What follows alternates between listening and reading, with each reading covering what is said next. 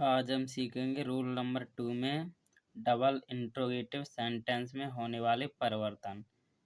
तो हम present indefinite tense को पास्ट इंडेफिनिट में चेंज कर देते हैं। ये आपका रूल नंबर 2 चल रहा है। मैं बस आपको ये सिखा रहा हूँ कि assertive sentence, negative sentence, interrogative sentence, interrogative negative sentence और डबल इंट्रोगेटिव सेंटेंस में पार्ट जो रूल नंबर 2 है ना, ये प्रेजेंट इंडेफिनिट टेंस को पास्ट इंडेफिनिट टेंस में चेंज कर दी थी। तो मैं इसी रूल में आपको ये सारे चेंजेस सिखा रहा हूँ, फिर मैं आपको बताता रहूँगा। तो हम डबल इंट्रोगेटिव सेंटेंस में होने वाले परिवर्तन के नियम हम जान लेते हैं। तो यहाँ पर दिया है कि रूल नंबर 1 क्या होता है हमारा, यदि रिपोर्टेड क्लोज क्वेश्चन वर्ड जैसे व्हाट हो गया, भाई हो गया, वेयर हो गया, हु हो गया, विच हो गया, व्हेन हो गया आदि से प्रारंभ होते हैं, तो वो हमारे क्या होते हैं, हमारे इंट्रोगेटिव डबल इंट्रोगेटिव सेंटेंस होते हैं। देखो डबल इंट्रोगेटिव सेंटेंस की हमेशा यही पहचान होती है कि व्हाट आ जाए, भाई आ जाए, वेयर आ जाए, हु आ जाए, विच आ जाए, व्हेन आ जाए, तो ये हमेशा हमारे क्या होते हैं, डबल इंट्रोगेटिव सेंटेंस। तो हम इसके कुछ नियम जान लेते हैं। जैसे हम से को आस्क में चेंज कर देते हैं, सैड को हम आस्क्ड में चेंज कर देते हैं और सेज को हम आस्क में चेंज कर देते हैं। तो हम यहाँ पर देखते हैं कि दैट के स्थान पर इफ का प्रयोग नहीं किया जाता है। हम इंट्रोगेटिव में क्या करते हैं कि दैट के स्थान पर इफ लगाते हैं, लेकिन यहाँ पर ये डबल इंट्रोगेटिव के ये रूल हैं, तो हम दैट के स्थान पर इफ का प्रयोग नहीं किया जाता है, बल्कि डायरेक्ट स्पीच में प्रयुक्त क्वेश्चन वर्ड का प्रयोग किया जाता है। तो हमारे क्वेश्चन वर्ड कौन से हो गए, ये वाले, ये जितने भी दिए ये सारे के सारे हमारे क्या हैं, क्वेश्चन वर्ड। तो हमेशा हम क्वेश्चन वर्ड का ही प्रयोग कर देते हैं तथा उसके बाद सब्जेक्ट का प्रयोग करते। मतलब हम क्या करेंगे, ये आपके जितने भी क्वेश्चन वर्ड दिए हैं हम इनको रख देंगे कॉमा की जगह पे, और तुरंत हम क्या रखेंगे, सब्जेक्ट। तो हम सब्जेक्ट रखेंगे तो वाक्य को हम असर्टिव बना देते हैं, मतलब पहला वाक्य बना देते हैं इन वाक्यों का इन वर्डों का यूज करके। तो फिर इसमें दिया है कि तथा उसके बाद सब्जेक्ट को रखा जाता है। फिर है यहाँ पर रेपोर्टर क्लोज को डबल इंट्रोगेटिव सेंटेंस को हम असर्टिव सेंटेंस में बदल देते हैं। तो हम क्या करते हैं कि हम ये क्या करते हैं, असर्टिव सेंटेंस में बदल दिए, जैसा कि मैंने अभी बताया था कि देखो रेपोर्टर क्लोज को डबल इंट्रोगेटिव सेंटेंस को असर्टिव सेंटेंस में बदल देते। अब असर्टिव सेंटेंस में क्या होता है, सब्जेक्ट पहले आता है हमेशा। तो अभी हम वाक्य जब बनाएंगे तब हम समझ जाएंगे। क्वेश्चन मार्क के स्थान पर फुल स्टॉप का प्रयोग करते हैं। तो मैं आपको यहाँ पर लिखा है कि रिवीजन, तो जो पिछले थे जैसे assertive sentence, negative sentence, interrogative negative sentence, इनको मैं पहले आपको रिवीजन कराऊंगा जिससे आपको रूल याद रहें। तो मैं आपको पहले रिवीजन कराता हूँ। तो यहाँ पर हम देखते हैं कि he said to me inverted comma he plays cricket, ये हमारा क्या असर्टिव सेंटेंस है, ठीक है ना। तो यहाँ पर सैड टू दिया है क्योंकि ये पास्ट इंडेफिनिट का वाक्य, तभी तो हम चेंज करेंगे क्योंकि मैंने सेकंड वीडियो में बता दिया है। तो यहाँ पर लिखा है कि ही प्लेज क्रिकेट। अब हम ये ध्यान देना कि ये प्लेज लिखा है तो ये प्रेजेंट इंडेफिनिट का वाक्य है। जब प्रेजेंट इंडेफिनिट का वाक्य होता है तो हम किस में उसे चेंज कर देते हैं, पास्ट इंडेफिनिट में। तो यहाँ पर हम क्या करेंगे, मैंने आपको बता दिया, सैड टू को हम टोल्ड में बदल देते हैं असर्टिव सेंटेंस में ओनली। तो he told me that, inverted comma हटा के हम क्या लगाते हैं, दैट। फिर ही हमारा क्या है, थर्ड पर्सन है। जब हमारा कोई थर्ड पर्सन होता है वो वैसा का ही वैसे उतर के आ जाता है, तो ही का ही हो जाएगा। अब प्ले की सेकंड फॉर्म क्या होती है, प्लेड क्रिकेट, क्योंकि हमें वर्ब की सेकंड फॉर्म चाहिए क्योंकि पास्ट इंडेफिनिट हम चेंज कर रहे हैं। तो प्लेड क्रिकेट, ये हमारा हो गया असर्टिव सेंटेंस। फिर है हमारा he said to me inverted comma you do not read the book. तो यहाँ पर भी सैड टू देखो, असर्टिव और नेगेटिव में हमेशा सैड को टोल्ड में चेंज करते हैं जब टू हो तब। अगर इनके साथ टू नहीं लगा होगा तो हम चेंज नहीं करेंगे, तो सैड का सैड ही रख देते हैं। मैंने आपको पिछली वीडियो में बता दिया है। आप पिछली वीडियो में फर्स्ट पार्ट से और यहाँ तक आप देख लीजिए, अच्छे से समझ में आ जाएगा। मेरी प्लेलिस्ट बनी है, प्लेलिस्ट में जाके आपको ऑल वीडियो मिल जाएंगी, टेंस की भी, एक्टिव पैसिव की और डायरेक्ट एंड डायरेक्ट की भी। ओनली प्लेलिस्ट मिल जाएंगी आपको सारी की सारी वीडियो। तो यहाँ पर ये क्या दिया है कि he said to me inverted comma you do not read the book. तो ये हमारा क्या नेगेटिव सेंटेंस है, क्योंकि यहाँ पर डू नॉट आ गया। जब भी आपका डज नॉट डू नॉट आए तो क्या वो प्रेजेंट इंडेफिनिट का नेगेटिव होता है। तो यहाँ पर भी हम क्या करेंगे, he told me, inverted comma हटा के दैट।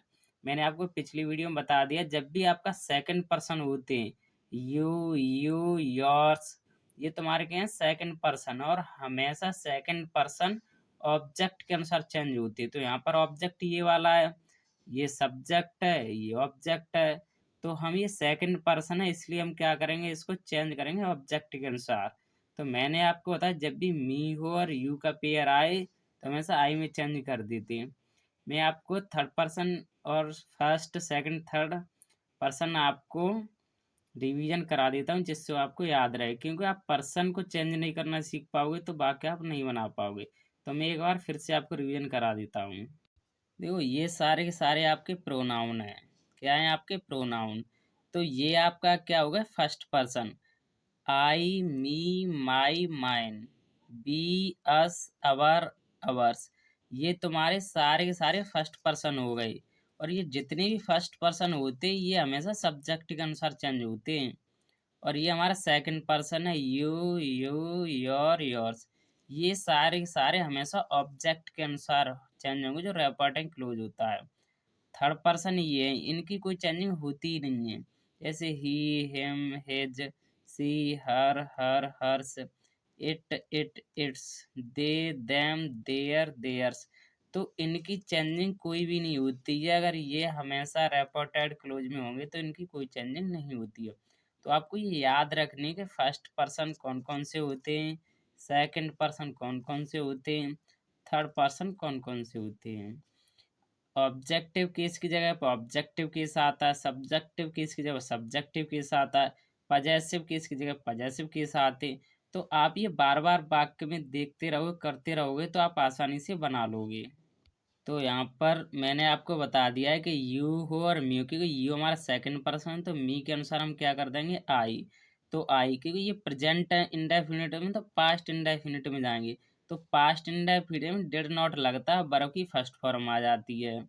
तो I did not read the book, ये हमारा नेगेटिव बन गया। अब हम इंट्रोगेटिव को देखेंगे। तो यहाँ पर है कि Ram said to Sita inverted comma do you call me. Interrogative में हमेशा क्या आता है, डू पहले आता है, उसके बाद सब्जेक्ट होता है।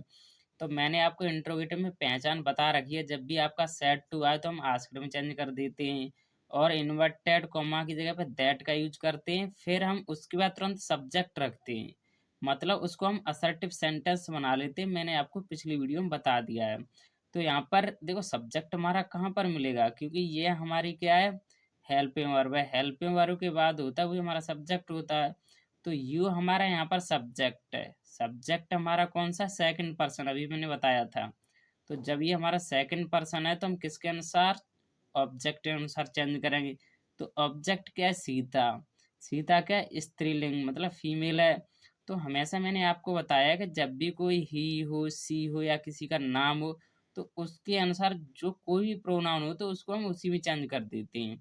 तो यहाँ पर सीता है और यहाँ पर यू है, तो यू को हम हमेशा सी में चेंज कर देंगे, क्योंकि सी क्या है, हमारी फीमेल मतलब स्त्रीलिंग है, तो हम सी में हम चेंज कर देंगे। तो यहाँ पर देखो, राम सेड टू की जगह पर आस्क्ड, फिर सीता, फिर इन्वर्टेड कॉमा की जगह पर इफ। हमें चाहिए सब्जेक्ट हमारा यू है, तो यू है तो सीता के अनुसार चेंज करेंगे, तो यहाँ पर सी हो जाएगा। वर्ब की, क्योंकि ये हमें असर्टिव सेंटेंस बनाना है हमें। तो असर्टिव सेंटेंस हमारा क्या होता है, पहला वाक्य, तो हम सी कॉल्ड, क्योंकि वर्ब की सेकंड फॉर्म आती है ना असर्टिव सेंटेंस बनाते हैं। तो सी कॉल्ड हिम। और देखो यहाँ पर हिम क्यों आया है कि ये मी, देखो मी हमारा अभी मैंने आपको बता दिया था कि मी हमारा क्या है, फर्स्ट पर्सन। और जितने भी फर्स्ट पर्सन होते हैं वो हमेशा सब्जेक्ट के अनुसार चेंज होते हैं। तो सब्जेक्ट क्या है, राम, तो राम के अनुसार क्या होगा, ही। तो यहाँ पर ही होगा, लेकिन यहाँ पर ये देखना होगा क्योंकि यहाँ पर ऑब्जेक्टिव केस है ना, तो यहाँ पर ऑब्जेक्टिव केस ही का क्या हो जाता है, हिम। ही का ऑब्जेक्टिव केस क्या होता है, हिम। देखो उसमें सारे सारे आपको लिखे हुए हैं, ऑब्जेक्टिव केस, सब्जेक्टिव केस और पजेसिव केस। तो वहाँ पर आप देख लीजिए। फिर है हमारा यहाँ पर इंट्रोगेटिव नेगेटिव सेंटेंस। तो यहाँ पर है कि Mohan sad inverted comma does she not cook food. तो यहाँ पर मोहन का मोहन रहेगा, लेकिन ये इंट्रोगेटिव नेगेटिव सेंटेंस है क्योंकि डू हो या डज आ जाए तो हमारा क्या होता है, इंट्रोगेटिव। नॉट आ गया तो इंट्रोगेटिव नेगेटिव।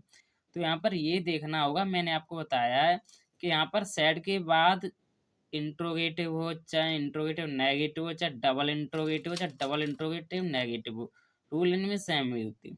यहाँ पर सैड को हम चेंज करेंगे चाहे टू हो या मत हो, लेकिन यहाँ पर टू नहीं होता था तो हम क्या कर देते, तो सैड का सैड ही रखते थे। लेकिन हम यहाँ पर सैड का सैड नहीं रखेंगे, इसको हमेशा चेंज करेंगे। तो सैड को आस्क्ड में चेंज करोगे, तो मोहन आस्क्ड इन्वर्टेड कॉमा हटाए क्या लगाओगे, इफ। अब हमें चाहिए बिल्कुल सिंपल वाक्य, मतलब असर्टिव सेंटेंस।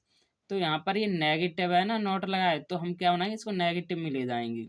तो सी, क्योंकि ये थर्ड पर्सन है सी, तो इसकी कोई चेंजिंग नहीं होगी, तो सी तो वैसी की वैसी आ जाएगी।